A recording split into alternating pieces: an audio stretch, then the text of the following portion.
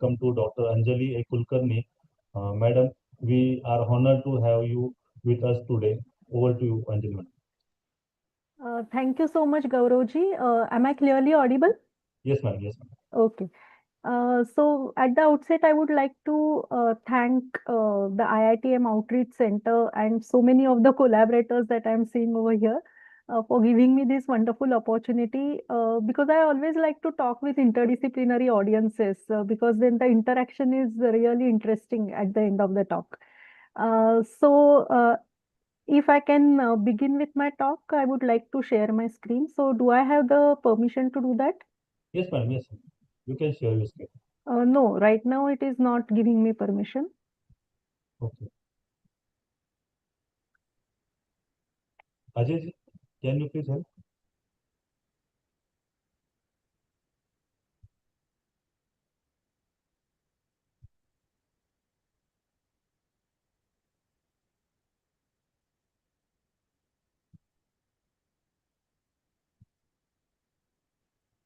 So by the time the permission is getting over here, so here, Gauravji, many people from different backgrounds have joined. So generally, what is the audience like? Yeah, they are like a researcher, environmentalist, general public. You can Okay, go through like a general public only. okay, okay, right.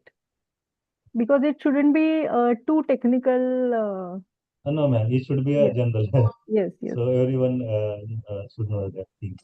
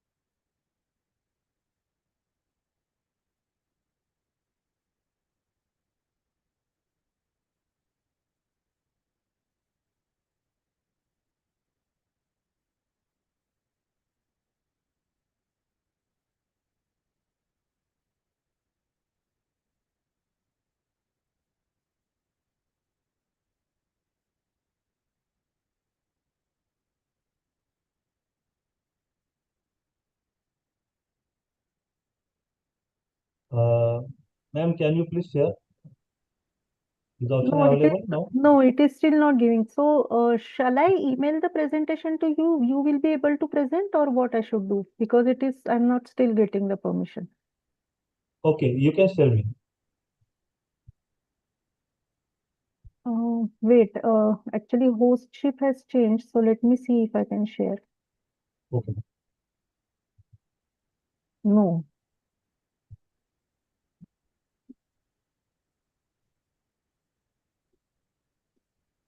So click on call. So on your email only, I should share. Yes, madam.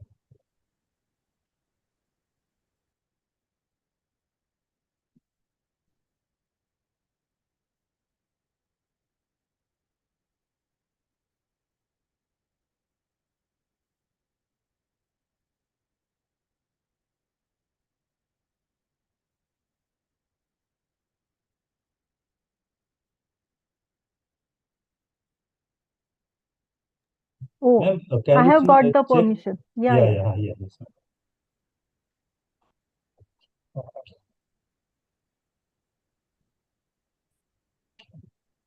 So is my screen visible now? Yes, madam. Yes, madam. Can you Okay, please make it full screen? I have made it. Uh, just change the slide. Okay. Yes, yeah, it's working now. Yeah. Yeah. Thank you. Okay, good afternoon, everyone. So I will be talking about spices from ecology to pharmacy. And as an introduction about myself has already been given, I will directly jump into the presentation.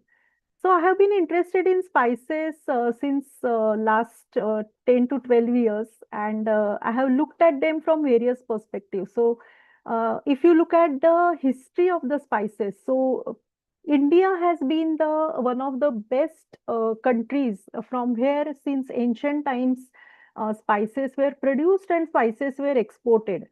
And ours was the land of spices as it was known in the Western Hemisphere. And if you look at the entire spectrum of India's history, it is completely based on the invasions by different people who wanted to control the spice route. So everybody knows about the Silk Route, where silks and many other commodities were exported via the Himalayan mountains. But there was this spice route also, because of which all the Indian spices were exported all over the world. And every Westerner wanted to grab a piece of this lucrative pie, so to say, and everybody wanted to come here and acquire that, because you know what, at that time whatever spices were being exported, the Westerners needed to pay for it in gold. And obviously then it was not possible. And yes, Parulji, you have raised your hand. Do you have any question? Okay, probably it's a mistake. We have this in the diagram. I have shown that this is a painting that has been shown over here, and it shows the arrival of Vasco da Gama, who actually arrived on the coast of Calicut. And the Portuguese wanted to control the spice trade because their gold reserves were depleting. So they sent, so the king himself financed this voyage of Vasco da Gama, and he landed in on the coast of Kerala. And we know what happened afterwards. So they came in as traders, and then they took control of our country. The Portuguese were followed by Dutch, and then the East India Company, which led to the complete black chapter in the history of India, if I can say so. And they came in as traders, and they wanted to control the politics of it. We will not go into those details, but we have evidences from the literature and also through archaeological finds that the Harappan civilization, or the Sindhu Sanskriti as it is called, that was also using spices to a great extent. And we have got archaeological evidences like the fossilized grains have been found at the burial sites and at many of the excavation sites. So we have been pioneers in spice cultivation, spice use, and spice export. I wanted to just highlight that. And because of the immense diversity of the climate in India, more than 70 different spices are cultivated in India in today's scenario. And most of these spices are endemic to India. So, what I mean by endemic, that means the plants originated over here. So, obviously, we have the greatest biodiversity, which is one of the key topics on today's Environmental Day. And we really need to preserve this biodiversity. And I will be speaking a little bit about it, although it's a very vast topic. Now, if we have to look at the export, so 41% of our export earnings are from the spice trade alone. So you can imagine even today, we are at number one along with China in the spice export and spice trading. Also, another area of my interest is how these same spices are used in different ways in different cuisines. So, as we know, because of the vastness of India, there are so many communities and there are so many eating habits, and people use these spices in different dishes. And the combinations of spices is also very interesting. So, just a little bit information I would like to share here with you. Recently, many computer scientists have become interested in this, because it's a very big or interesting task for big data, as you say, because you have so many dishes from all over India, and to document how the spice combinations are used in them. So many such, people with computational background have become interested, and some publications have come out regarding that, and they have documented that the immense tastiness of the Indian dishes is because of the combination of spices having very different properties. So this point I will elaborate a little later also. And the Western dishes have very mild taste, and they tend to use spices with very mild or cool characteristics, so to say. So, in general, from your personal experience, also everybody will be knowing that there are some so-called hot spices and there are some so-called cool spices. So, I will be talking about that in a little while. So, moving ahead, the ecology and biodiversity. So, as I already told you, India is the center of origin in our technical terms. That means many of the spice plants originated in India and in the Indian subcontinent. So, Sri Lanka, Pakistan, Bhutan. So, all of these were the sources of origin or centers of origin for many of the spice crops. So, we have the highest biodiversity over here. So everybody knows that the modern definition of biodiversity or biological diversity is in sort of a network model. So that has been modified in recent years. So it looks at genes and species to ecosystems and the valuable functions that they perform individually as well as in cooperation. So spice cultivation that has been happening in India is the best example of this. So in many tracts of India, even today, the traditional, highly sustainable practices of cultivation and harvesting are going on. So that is a good thing. But on the other hand, there are some, farms wherein the modern day techniques of intensive cultivation are now being practiced, and it is impacting the climate in a very bad way. So we have to find the middle path wherein we will be using the organic fertilizers and pesticides in order to conserve the immense amount of biological diversity, not only of the plants but also of the pollinators and many symbiotic insects that are present in the vicinity of these plants. Um, Right. So we have to devise these cultural practices in a more eco-friendly way so that we can maintain the biological diversity of the entire ecosystem as a whole, because that is the whole definition of biodiversity, that we do not have to consider only any one aspect of it, but we have to take a whole global view of the ecology and the biodiversity.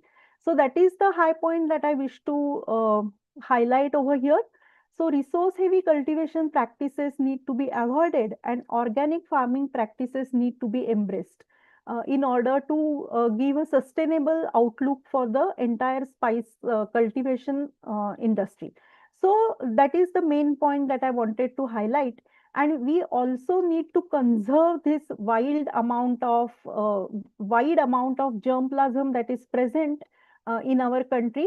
And I'm very happy to inform you that we have Indian Institute of Spices Research at Kerala, and they have already taken these steps in this regard. And six important spices like black pepper, cardamom, turmeric, all of these are being preserved. That means the immense variety of the germplasm is being preserved over there in the field or as tissue culture variants.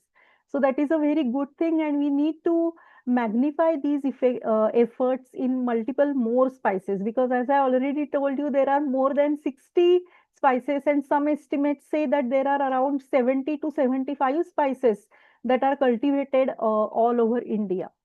So now, when we think of spices today, we only think of spices as something that add hotness to the food or add color to the food, right? But if we have to think from the plant's perspective, so why plants produce these compounds, these so-called spicy compounds? So these are the chemical weapons for the plants. So production of these compounds helps plants to protect themselves from the attack of insects and pathogens and bacteria and fungi. So, extrapolating that logic into the humans, exactly in the same way, these spicy products will help in controlling infections in humans also. So that has been one of the major importance of the use of spices. So I told you that Westerners were highly interested in Indian spices. So why was that? So if I take the example of black pepper, which was considered as black gold by the Europeans, So when you add pepper powder to especially meat products, it helps to preserve it because black pepper has very strong antimicrobial properties. So it does not allow the meat to go bad, right? So that was the before the era of preservatives and all. Black pepper was the natural preservative that was available at that time. So even in our traditional Indian dishes as well as in meat dishes that were being produced by the or prepared by the Westerners, black pepper powder was the choicest of the antimicrobial compounds that was used, and that's why it was extremely important in those days. Similarly, we nowadays everybody is aware about the antioxidant world. It has become very fashionable. We know that when we are stressed or when we are under any kind of disease umbrella, then we have many free radicals being produced in our body, and free radicals are harmful for our health, and spices are the best sources of the antioxidants which will quench these free radicals and give us health benefits. In addition to that, they are rich in vitamins and minerals, and also a number of chemically important molecules are produced by them, which have, as per modern research, have shown properties ranging from anti-cancer properties to anti-diabetic to anti-inflammatory, and you name any disease and we have a spice compound which is effective against it. And this is just not hearsay. All of these are published in peer-reviewed journals because everybody wants to have a peer-reviewed journal evidence. So in my next slide, I will be giving you some references at the bottom of the slide, and you can check that from very well-known labs all over the world. People have started to work on it, and people have filed patents also based on that. And we are lagging behind in that race. So we have to buckle up and take proper care of our own intellectual property rights. As Nalini madam also earlier explained about the turmeric patent that was taken by USA. So many such cases are happening even today, and we really need to protect our own intellectual property right. Okay, so moving ahead, I just wanted to give you a brief overview. So now moving towards the medicinal properties of the spices, because that is the second part of my talk today. So diverse combinations yield synergistic health effects. So this is the one of the major findings that computational studies have given us. So where people have looked at all of these spice combinations and they have seen that rather than adding only one spice, you can add multiple spices to your food. So that is what traditionally we have been doing. Even if you think of our tadka, we are adding at least 3 to 4 different spices at bare minimum when we are giving a tadka to the food, and that's why we are having already getting the synergistic benefits of that. Nowadays many of the influencers are telling that avoid spices, they are bad for your health, they increase the heat in your body. But again, I would like to highlight the point that if you take anything in excess, then obviously it is going to be harmful for your body. But the traditional proportions that are accepted in our traditional ways of cooking, they are not at all harmful. Otherwise, all of us would be dead long ago, right? But we are thriving. India has one of the largest populations in the world. So at those values or at those quantities, spices are not at all harmful. I would like to take example of turmeric. So everybody knows the health benefits of turmeric, but you cannot take. So Ayurveda prescribes that you have to take at the most during 24 hours 1 teaspoon of turmeric in any form. So may it be in tadka or may it be in haldi doodh if you are drinking it in the night. But there are some foreign brands which are coming out with something called as turmeric latte, wherein they are adding huge amounts of turmeric in order to make that coffee. And then they are selling it at 500 rupees and all. And that is really bad because curcumin is such a compound that it is effective at low concentrations. At high concentrations, it is harmful. So you cannot add 3 teaspoons of turmeric to give that intense yellow color to a coffee and then say ki, oh, I got some bad effects when I consume that.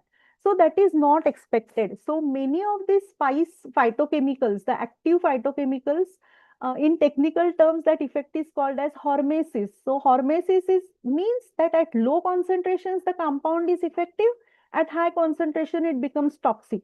So we have to follow our own Indian traditional systems in order to understand what is the correct proportion of the spices. And it is everybody knows those. So traditional ways of cooking have clearly told that even in a tadka, you are not supposed to add more than half a teaspoon of haldi for any dish, right? Okay. So I'm not going to read this, but you can see that each and every disease is covered when you look at the spices that are routinely being used in our diet. And at the bottom, I have shown you the references taken from peer-reviewed and very high impact factor journals. Now, moving ahead, black pepper is a favorite of mine. I have been working on it now since last more than 10 years. And the more I work on it, the more and more properties I'm able to identify for this wonder spice. So, as I was telling you, there was this reference from many of the travelers who have published their travelogues who visited India. And then one of the travelers, I'm forgetting his name, that before there was gold, there was pepper. So that's how popular black pepper was since ancient times, and everybody has used it in one way or the other. Now, let me tell you a very interesting property of this black pepper. So, preservative property, I already explained ki why Westerners were so much interested in it. So, the active molecule that is present in black pepper is called as piperine, and it shows antimicrobial, anti-diabetic, anti-allergy, and anti-inflammatory properties. So, all of this work I have personally done in my lab, and I have also communicated a paper on that. So, it is all based on using rigorous testing protocols. Another important property that was known to us since ancient times is known as a bioenhancer property. And it is now rampantly used by the pharmaceutical industry. I'm happy to say that people have finally realized the importance of black pepper. So traditionally, when a haldi doodh is prepared to be drunk, and that also is interesting because curcumin, which is the active metabolite in turmeric, is soluble only in lipids. So you cannot make a water plus turmeric drink, because then the active molecule will not come out. It comes out only in lipids. So when you mix it in milk, the milk lipids will help dissolve the curcumin into the milk, and it gives all the required benefits. But you are supposed to add a pinch of black pepper powder to it, so that the entire benefits of curcumin are delivered at your intestinal level. So imagine like we cannot imagine what type of experiments those earlier people did in order to understand this bioenhancer property of piperine. So piperine and curcumin together give you a wonderful result rather than curcumin being taken alone as a haldi doodh. But many families have forgotten this, point that they do not add black pepper when they take haldi doodh, because still I believe many families consume haldi doodh when the throat is sore and all that. But black pepper is not added. So start adding black pepper, pinch of black pepper in your haldi doodh every time you are drinking it, and it will give you the added benefits. And this was published by Dr. Mashekar's lab. Dr. Mashekar was director of NCL from where I did my PhD. And at that time only his work was published, re emphasizing the bioenhancer properties of piperine using modern research tools.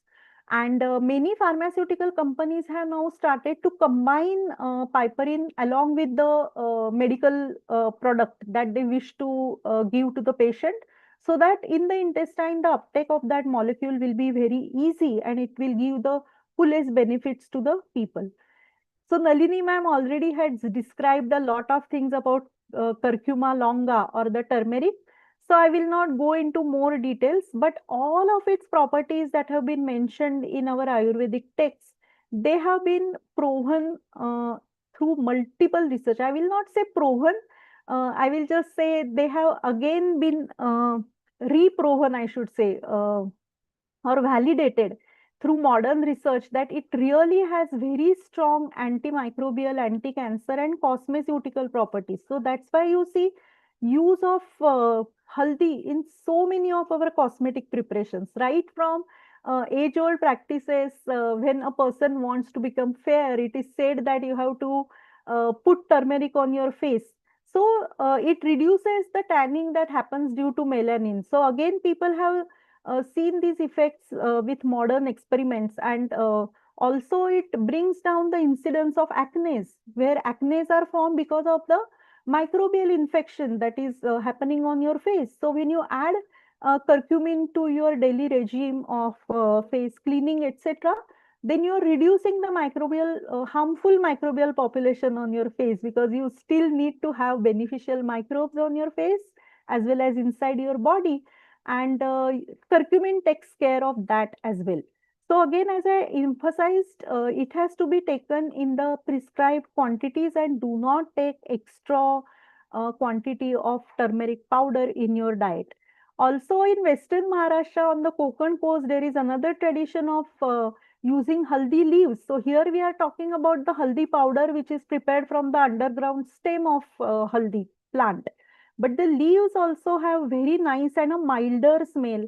And many dishes are prepared by wrapping the dish to be prepared in turmeric leaves and then steaming that. So many such dishes are available on the west coast of Maharashtra.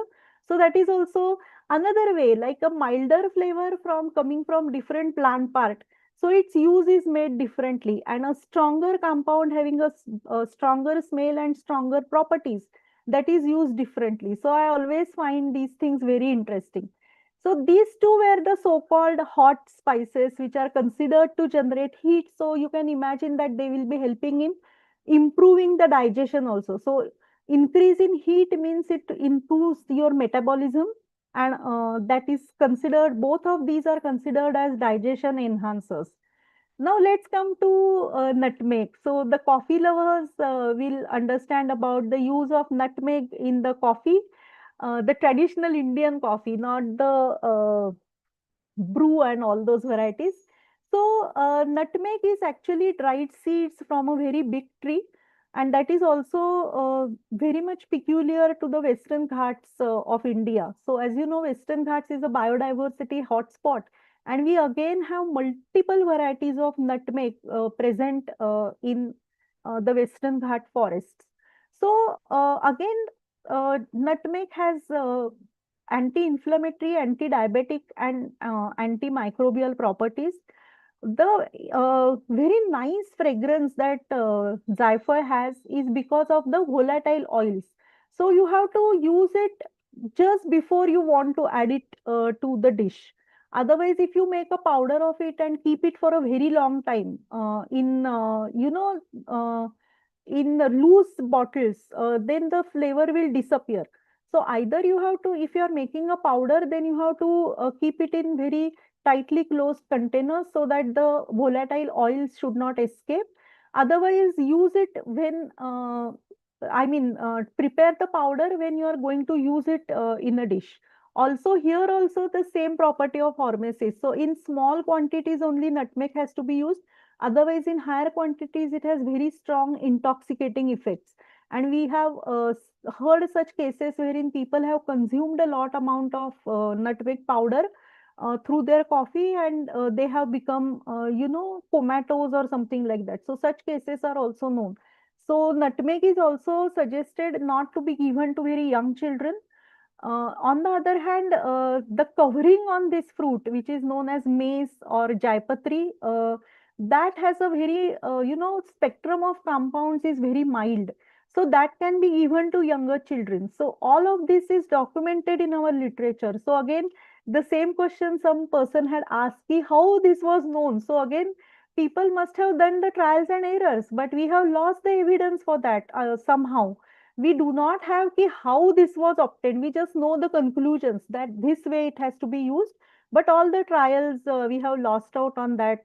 Very sorry for that. Otherwise, we all of us would have loved to understand ki what was the logic and what type of experimentation was carried out.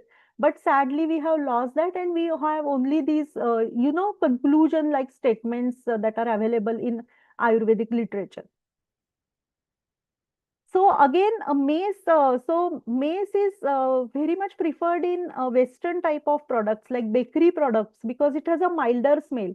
Whereas Zaifar is much preferred by Indians, which are even in the so-called cool spices, they prefer a slightly stronger smell in their dishes. So many of our sweet dishes are incomplete without adding of a nutmeg powder. So may it be shira or kheer or shrikhand, everywhere we tend to add. So all of these are so-called cool dishes, and so we add cool spices to them. Another so-called cool spice is cardamom, very favorite of everybody uh, from from the southern tip of India to the northernmost tip of India. Everybody uses cardamom, and interestingly, it is this green cardamom or the small cardamom is used in many of the sweet dishes, also in chai. Its other cousin, I would say, is the black cardamom or badi elaichi as it is called. So it is from a completely different plant family and it has a very strong smell. So this cardamom is used in dishes like biryani. So both of them have similar compounds but not same. So this has a milder flavor, this has very stronger flavor. So accordingly, where they have to be used is predetermined. So obviously, you cannot use this black cardamom in any of your sweet dishes because then the taste balance would be not perfect. So this has to be kept in mind. So again, mind-boggling research has happened at the background, and we are getting fruits of those ready-made in our hand. Again, same way, because it has many volatile oils, they have to be prepared fresh. There is one more trend that is coming nowadays is that in these big malls, they sell these big packets like 500 grams of dhania powder or zira powder, and they will offer some scheme for that. But my advice is that most of these spices, the whoever has a very nice flavor, it contains volatile oils, and they are going to evaporate very quickly. So try to buy very small size pouches of the spices when you're going into the market and trying to purchase them. Or best way, you can have your own small silbatta in which you can crush the spices and use them very fresh in order to get the best benefits. Now, coming to the next interesting topic, everybody has now heard about the gut microbiota. We know that our intestines harbor a large number of beneficial microbes which help in so many of our health related aspects. So, if you are healthy, it means that your gut microbiota is in that it at optimum proportion of various bacterial species. So, huge research is going on in this field, and people have now started to realize that the inclusion of spices, you know that India is a tropical country, it has a vast population of microbial flora in the atmosphere, in the soil, and wherever. So, how are we being protected? But we are not falling sick at all times. We are, in fact, very resilient to multiple of infections, and we can sustain. And one of the reasons that people quote is because of the inclusion of spices in our diet. So these spices, because of their effective molecules, which I already told you, they have very strong antimicrobial properties, and because of which we are able to withstand the infections. So that was known since a very long time. And even many people had postulated during the COVID pandemic that as compared to Western countries, the number of deaths in our country, considering our very low level of infrastructure, was still pretty low.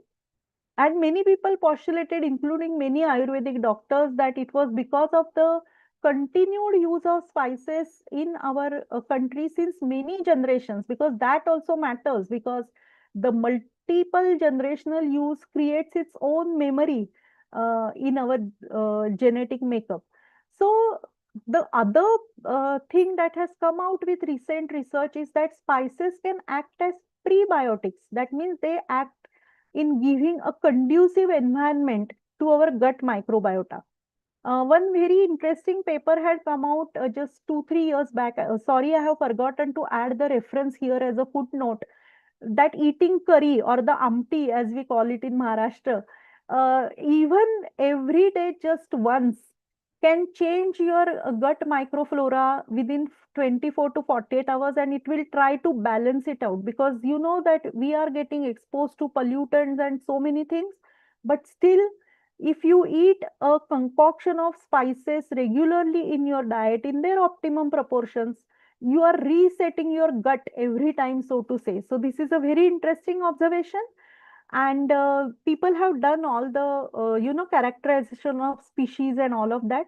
I will not go into those details, but please take your spices in your diet in proper proportions and do not fall prey to some half-baked influencers telling you otherwise. So this is my last slide. Before I leave, I would like to leave you with a few thoughts. So that's why I called it as food for thought. Do we learn in our school education or even in college education that India is world spice capital? It produces the maximum amount and number of spices and exports to such a high extent, 41% of total horticultural produce. Nobody knows that. In We study about the food thali in our in school curriculum. So much of carbohydrates, so much of proteins. Why spices are never mentioned when they are playing such an important role? Do you know how many spices are used in your homes? What combinations your moms or grandmoms used in preparing various dishes, probably which are very signature dishes of your communities? Please go home and discuss with your mom and grandmom and try to find out in your community and in your region what are the predominant spices and what are the combos that are being used, and how do they affect our health. So that is the food for thought that I would like to leave you with. Thank you so much. And you can get the contact details from Gauravji if anybody wants to contact me besides this talk, and I'm open for questions. Thank you so much. Thank you, Dr. Anjali, madam, for your insightful and informative presentation. I am sure the participants have gained valuable knowledge about the ecological and health significance of spices. We will now move on the question and answer session. So,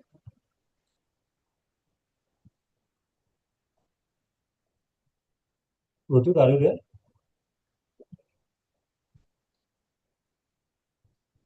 Okay. Uh,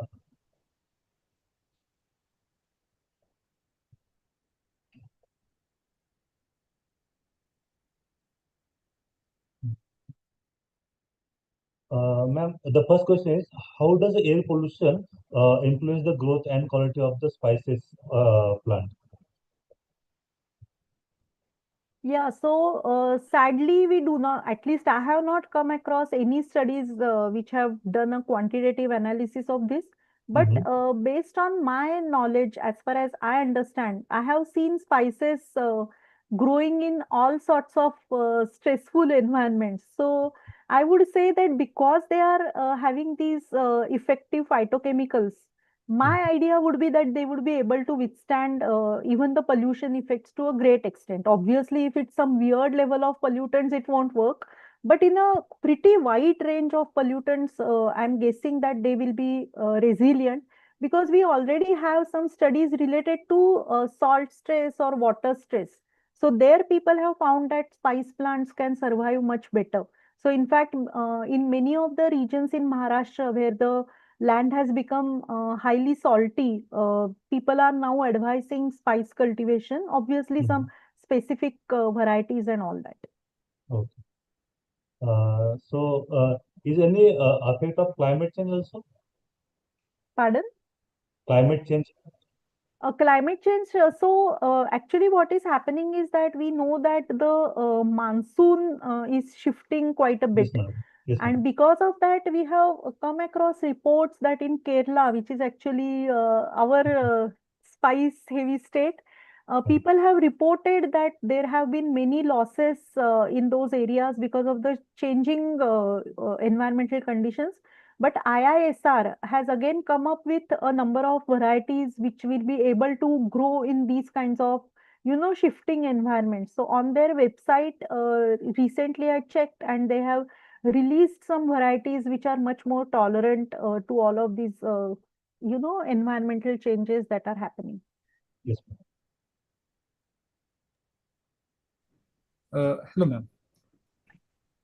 Yes. There is one question that nowadays we heard that oil extracted spices are being sold. Hmm. So how can we know by seeing only, because we can't smell it because it is a packed. So how can Uh, we? yeah.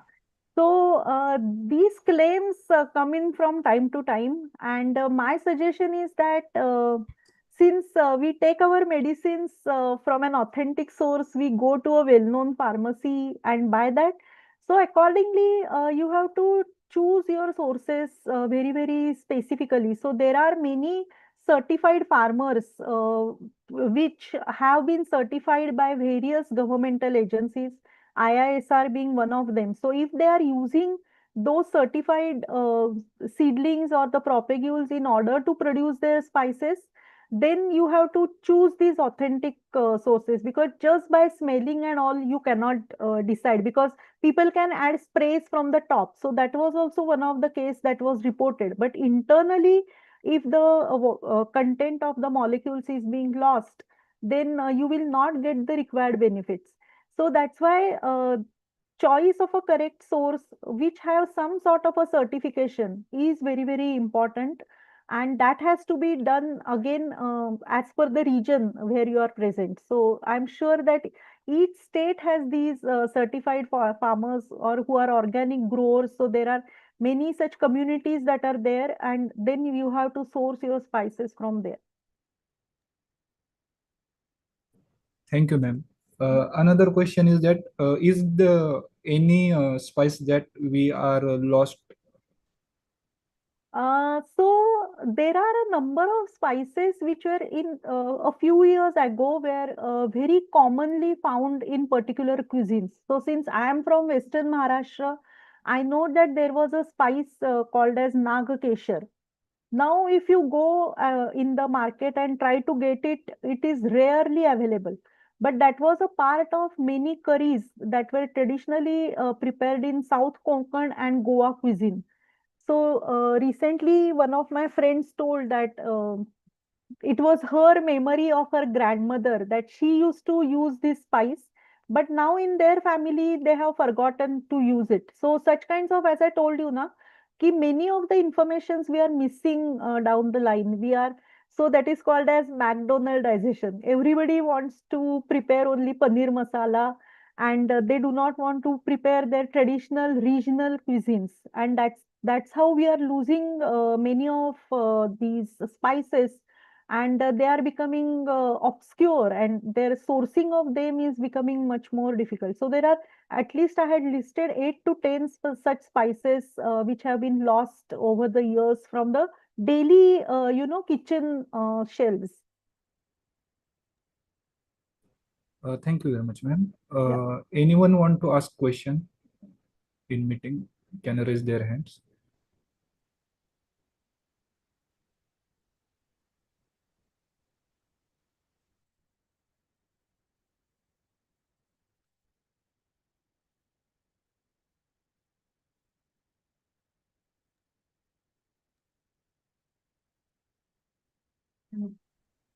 Ma'am, Yes. definitely. This is Nalini. Hello, ma'am. Yeah, it was a very nice talk, ma'am. Thank And you. yeah, getting to know about spices was very interesting. If we, is it that Um, any spices of India have become extinct, anything like that? No, as per my knowledge, none have become extinct, because in some pockets, people continue to use it. But again, I would say that I'm not very up to date in that aspect, especially from the point of view of extinction. There's need to be a conservation, right? Yes, yes. Conservation So is I have not, I mean, I myself have not worked in that respect, and but you have given a very good idea to me. So I will now study about it if the such kind of thing has yeah, happened. conservation is really, really important, ma'am. Because whatever I have learned in my early days, now I couldn't see them. That is where sometimes I feel I miss them. After rains, there will be so many plants. Nowadays, there are not so many plants are seen. Okay, Like that, right. conservation is very important. Yes, yes, sure, sure. Very nice, ma'am. Very nice meeting you. Thank you so much. Thank you. Okay, thank you, ma'am. Yes. Now we have reached the concluding part of today's program. And to deliver the vote of thanks, I would like to invite Mr. Vignesh, IT Officer, NIHR, EICP Center, Ahmedabad. Over to you, Vignesh.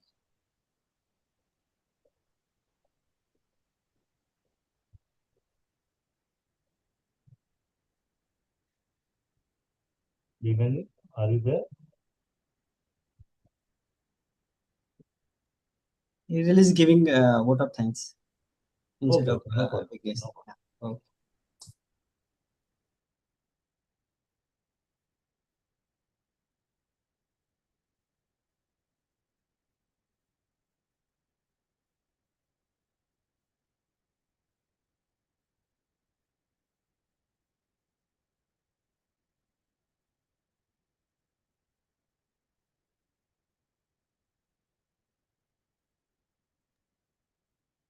Yeah. Okay.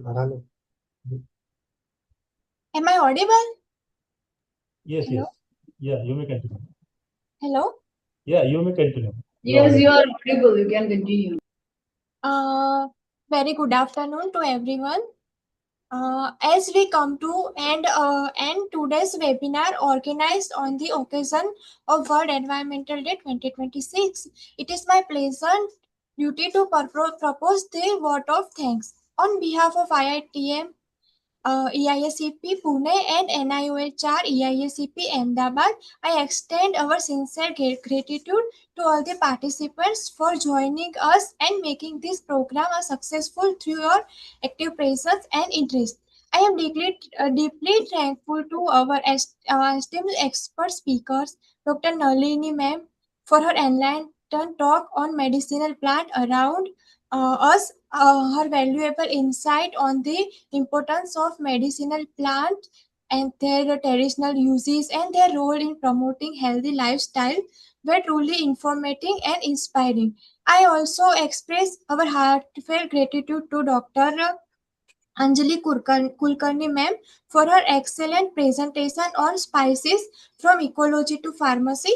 Her talk beautifully highlighted the significance of spices in health, biodiversity conservation, and sustainable living. I would also like to sincerely thank Mr. Sanjay Kotadia, co-coordinator of EIACP NIOH Ahmedabad, for providing a program overview and for his support in organizing the collaborating webinar. Our special thanks go to Ministry of Environment, Forest and Climate Change, Ministry of India, Government of India for its continuous guidance and support through the EISCP program. I would also like to express our heartfelt thanks to Dr. Ankit Seth, Coordinator NIOHR EISCP Ahmedabad, and Dr. Lata R, Coordinator of IITM EISCP Pune, for their continuous guidance, encouragement, and supporting in organizing these collaborating webinars. We are grateful to the organizing team, IITM Pune and NIOH EISCP Ahmedabad for their efforts in planning and successful conducting this webinar. Also, our heartfelt thankful to the Dr. Hiranmai, Professor of CUG Baroda. Before concluding, let us remember the message of World Environmental Day 2026. For theme is inspired by nature for climate for our future. Nature offers solution to many of the environmental challenges we face today. By adopting healthy lifestyle and environmentally responsible habits, each one of us can contribute towards climate action, biodiversity conservation, and sustainable future. Again, a heartful thanks to our both speaker, Dr. Nalini ma'am and Dr. Anjali ma'am, and also all the organization and supporters. And lastly, I thanks to all the participants who joined and enhance our webinar. Thank you so much everyone for joining us. Yeah, thank you. Thank you. Now I would like to request to all participants to kindly switch on their camera and join us to take a mission life pledge. Can you please switch on your camera?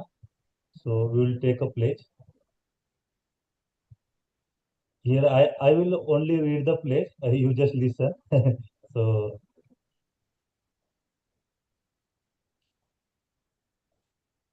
okay.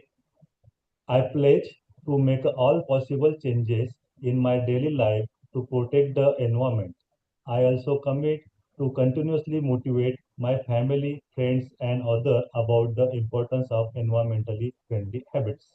Uh, in Hindi language, you can also take मैं प्रतिज्ञा करता हूँ कि पर्यावरण को बचाने के लिए अपने दैनिक जीवन में मैं हर संभव बदलाव लाऊंगा।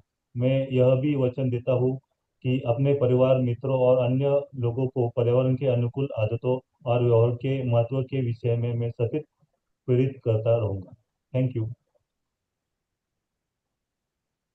Thank you, Gaurav. Thank you, Nalini ma'am. Thank you, Anjali ma'am, for accepting our invitation. Thank you very much. Yeah, thank you so much. Thank you, ma'am. And Thank you. also, I want to thank Professor Hiname ma'am for the reference of Dr. Nalini ma'am.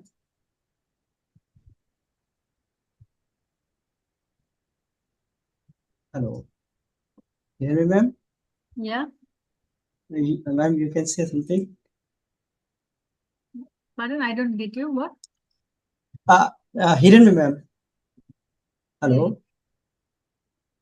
I think she left. I think, yeah. No, she is there, but her mic is muted. Okay.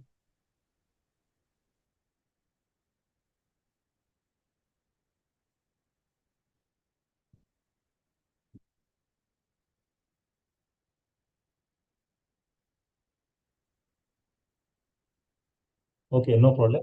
We can leave now. Thank you so much, ma'am. Anjali ma'am, Dr. Nalin ma'am. Thank you. Thank you. Thanks a you. lot. Thank you. Thank you so much.